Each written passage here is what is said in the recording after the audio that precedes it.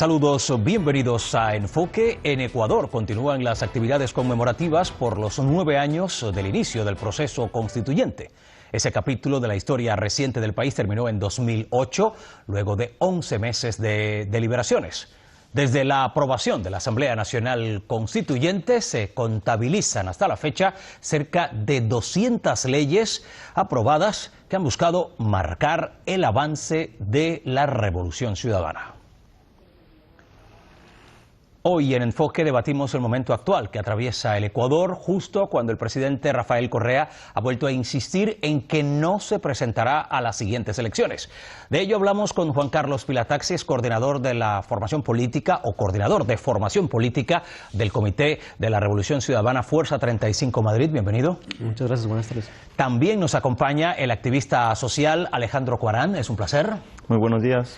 De este lado de la mesa está con nosotros Jorge Enrique Rivera, presidente del movimiento Creo, aquí en Europa. Gracias, Joaquín, por la invitación. Y también nos acompaña la presidenta de la Asociación de Lojanos Residentes en España, Sonia Sánchez. Es un gusto. Gracias, Joaquín, por la invitación. Pues efectivamente, con la intención de sustituir la Constitución de 1998, en el año 2007 inició sus sesiones la Asamblea Constituyente del Ecuador. La creación de la Asamblea fue entonces validada por cerca del 82% de los votantes en una consulta popular. Correa moldó a su manera a la Constitución. Yo pienso de eso. Ese es su punto de vista.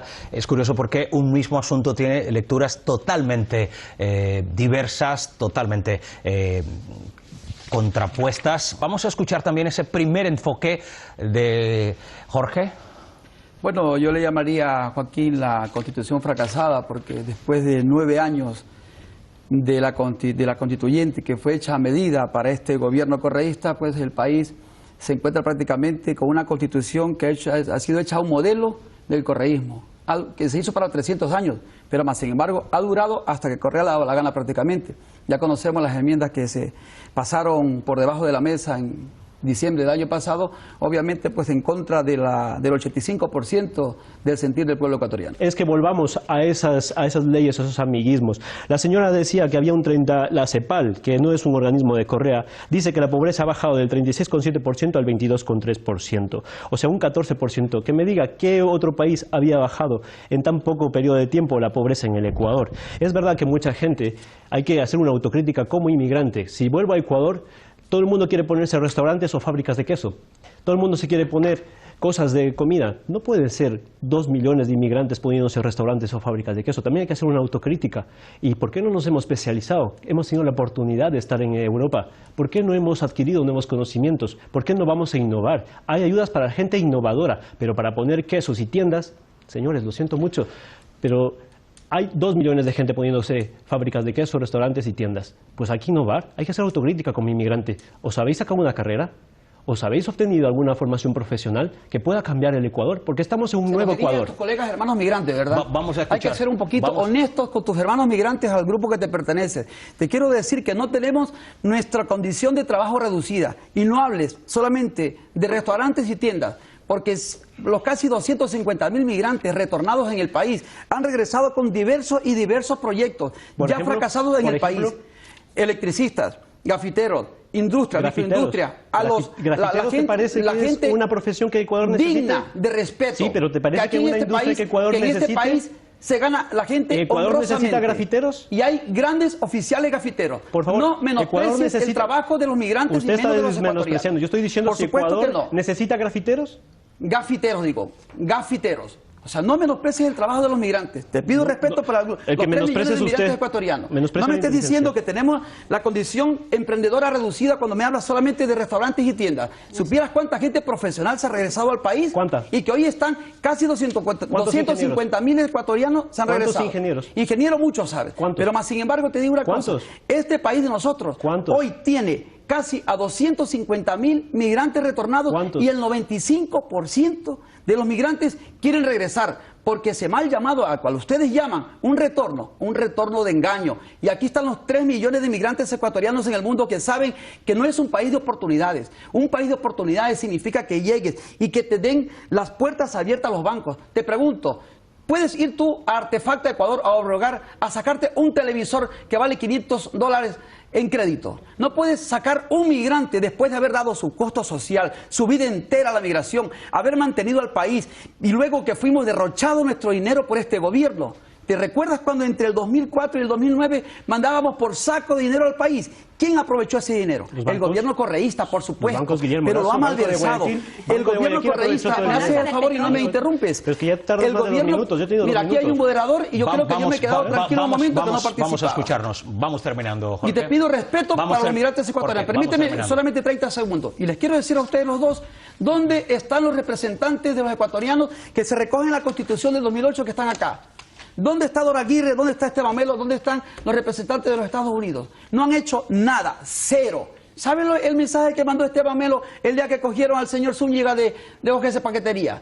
Hemos ya mandado preso a este estafador. ¿Acaso Esteban Melo es policía? Váyase a la asamblea a pelear por esas leyes que benefician a los ecuatorianos, que estamos no fuera. Y por supuesto, aquellos hombres retornados y mujeres que regresamos al país. En ese apartado de Alejandro, por equilibrio de Hay que tener cara y ser sinvergüenza para decir que... 9 años después del inicio de aquellas labores de la Asamblea Constituyente en el Ecuador, las cosas siguen estando complicadas. La decisión de Correa de no presentarse a la reelección junto al propio tema de la celebración de estos 9 años de la Asamblea Constituyente acaparan protagonismo en varios medios de comunicación en español. Así que lo vemos enseguida en nuestro enfoque de prensa.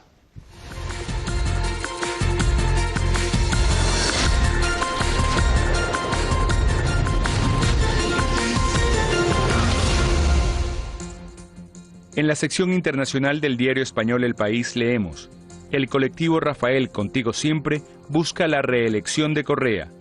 El grupo recopiló 1,2 millones de firmas para pedir que se haga un referéndum y la ciudadanía se pronuncie sobre la reelección del presidente de Ecuador. En la web del Cronista encontramos afirmaciones del presidente ecuatoriano. Salir del dólar causaría caos económico y político en Ecuador. Rafael Correa además afirmó que no buscará un tercer mandato consecutivo en 2017, aunque se cambie la ley que lo prohíbe.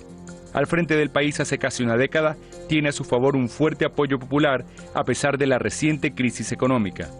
En la cadena Hispan TV leemos: Ecuador reflexiona a 9 años del proceso constituyente. El proceso reformista de la Constitución en el Ecuador se inició en el año 2007 con una Asamblea Nacional Constituyente que luego de 11 meses de deliberaciones entró en vigencia mediante un referéndum constitucional. En el diario La Hora, Ecuador asciende entre las peores economías. La puntuación de Bloomberg se difunde pocos días después de que la unidad de inteligencia de The Economist también calificara al país como la 7ª peor economía del mundo, solo superada por Venezuela, que ocupa el primer lugar, y países como Libia, Guinea, Siria, Azerbaiyán y Brasil. El diario El Universo destaca declaraciones de Jorge Glass: hemos dejado atrás a la oligarquía y sus candidatos. El vicepresidente ecuatoriano dijo que el pueblo se había empoderado de sus derechos y que por eso no permitirá que el pasado vuelva. A modo de ejemplo, citó a las oligarquías y a los candidatos que la representan sin nombrar a nadie. Miramos ese último titular. Hablaba el actual vicepresidente de las elecciones presidenciales de 2017. ¿Hasta dónde está garantizada la continuidad de los pilares de la revolución ciudadana después de esos comicios? ¿Cómo lo... Yo les quiero hacer una pregunta a estos dos señores defensores adoctrinados del correísmo. ¡Ostras! ¿Están de acuerdo ustedes que de 13.000 millones de dólares hace 9 años, hoy se deba casi 40.000 millones? ¿Están de acuerdo ustedes? Ojo, en ambos casos vamos a intentar mantener la compostura y evitar las descalificaciones. Que el despilfarro que ha habido en el país, después que se recogió todo el impuesto que se quiso, después que las remesas de los migrantes ocuparon el primer lugar y que nunca se lo reconoció, después que el petróleo tuvo el mejor precio en la historia del país, ¿están de acuerdo que de 13.000 millones que se debía hace 9 años, hoy se deba casi 40.000? Yo quiero una respuesta de ustedes. Claro que sí.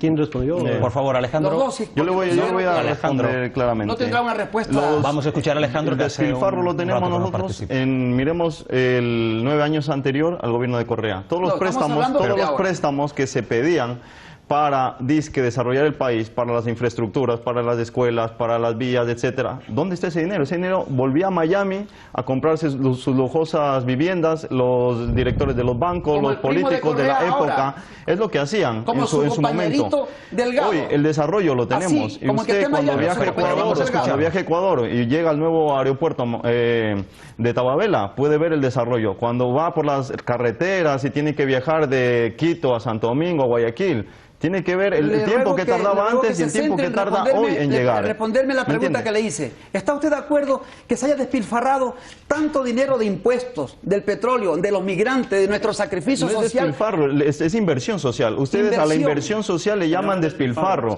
Le llaman despilfarro a las escuelas del milenio. Le llaman despilfarro. Vamos a escucharnos porque si no... A los hospitales que teníamos antes, la gente se moría ahí. Se siguen muriendo. En la puerta de los hospitales. Menos que antes. Vergüenza debería de decir usted eso, que menos que antes. Uno iba a sacar una cédula, un pasaporte, millones y millones y millones a madrugar para que le den un pasaporte o una cédula. Hoy va y prácticamente coge un ticket y lo atienden. Entonces, ¿sí está de acuerdo usted que de 13.000 millones pasemos a 40.000? Hay una inversión social. Vamos a ver. Es lo que ha habido. La pregunta fue formulada, se están dando las respuestas. Vamos a intentar organizarnos porque si no, no tiene sentido. Si vamos con el ritornelo... Yo considero que tenemos que analizar el panorama global. Ecuador no es el único país que vive una crisis continua, por así decirlo. Veamos la realidad de Colombia, veamos la realidad de Perú y de los demás países. ¿En qué situación está viviendo? Estamos viendo una crisis global. Hay gente que aquí dice, estoy trabajando aquí, no encuentro oportunidades de trabajo en España, me voy para Ecuador, me regreso para acá, pero ahora ya no sé dónde ir, porque va a Estados Unidos, un país endeudado también, el país más endeudado del mundo prácticamente, y qué oportunidades hay ahí. Entonces, ¿a dónde nos vamos? O sea, veamos el contexto global, que es una crisis total. Entonces... Está claro que el momento actual de reflexión en torno a esos 9 años de la Asamblea Constituyente empieza a convertirse ya en una especie de pre-campaña electoral. Los que tienen dinero escondido en paraísos fiscales, como el señor Guillermo Lasso y tantos otros que quieren ser candidatos del país. No tiene dinero escondido. Perdón. Le he preguntado antes, me ha dicho que no tiene por qué abordar el tema. He preguntado por evasión fiscal. ¿Cómo es posible que una persona que quiera representar un país, que quiere ser el presidente, etcétera, lo primero que haga es sacar su dinero y esconderlo en otro país, Panamá, como puede ser cualquier otro? Nosotros veamos el problema y el desastre que está ocasionando el tema de los paraísos fiscales, por ejemplo, aquí en España. Como decíamos, es un panorama similar. Aquí hay una persecución que se está haciendo, como decíamos, hasta cierto límite. Allá se está poniendo los primeros pasos y se está dando, como decíamos, en el gobierno. Si el gobierno tuviese algo que esconder, ellos serían los primeros en prácticamente oponerse a este pacto ético. Sin embargo, Rafael Correa, con las manos limpias, que las tiene y las ha tenido, y gran parte de sus futuros candidatos lo tienen. Entonces, simple y llanamente empecemos por ahí, analizando sus cuentas bancarias, analizando incluso su procedencia del dinero. Nosotros vemos que el señor Guillermo Lasso hizo su fortuna en el gobierno de Yamil Maguad. Cuando hizo ese feriado bancario de congelar el dinero en 10.000 sucres y descongelarlo en 25.000. Por alusiones a mi futuro presidente y líder de nuestro proyecto político, Guillermo Lasso tiene 45 años de trabajo digno. ¿Qué titulación? 45. ¿Qué titulación? ¿Vamos a empezar a menospreciar a los ecuatorianos? Pregunto yo Juan Carlos. Le pido una vez más respeto para los migrantes y por supuesto para los ecuatorianos que no tienen título. Entonces, porque el que no tengan título, porque su... Si pide respeto, no me diga que no mienta. No me trate de tonto porque no soy. ¿Perdón? No me trate de tonto porque no soy. Vamos a mantener las formas. No ha sabido manejar la economía del país en 9 años. Nos tiene en la miseria. Nos tiene en la pobreza. Lo va a hacer uno sin Nos título. tiene en la pobreza. Sí. Por supuesto que sí, que 45 años de trabajo de Guillermo Lasso han demostrado al país y al mundo cuán emprendedor es y cuán sabe manejar las arcas de su negocio, y por supuesto que está preparado para tener un país de oportunidades, para tener las inversiones que tanta falta le hacen al país. ¿O acaso ustedes han atraído inversión extranjera? Sus mismos hermanos ecuatorianos se han llevado el dinero del país. ¿O no es así? Yo les pregunto, permíteme 30 segundos. Terminando, pero ¿cuándo termina el señor? Porque vamos, esto es su programa, es solo su programa, ¿no? ¿Saben ustedes que hace 9 años el 25% del agro representaba el Producto Interno Bruto del país? Y hoy, después de 9 años, solamente el 10% del agro representa el Producto Interno Bruto. Está dado el dato, voy a pedir la palabra a Juan Carlos. Tendría que estar aquí un cuarto de hora, pero bueno. Con respecto a la pregunta que dice que Rafael Correa recibió 40.000 millones, vamos a escuchar ahora, tranquilamente, le agradecería, porque el respeto es lo primero.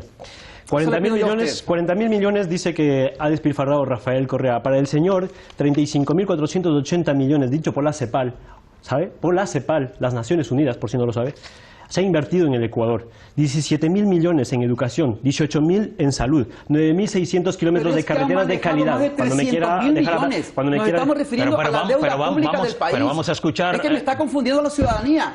No hablamos de inversión. Quiera dejar hablar, pero vamos a confundir usted. El que confunde es usted, y el que se autolesiona y el que se autovictimiza es usted.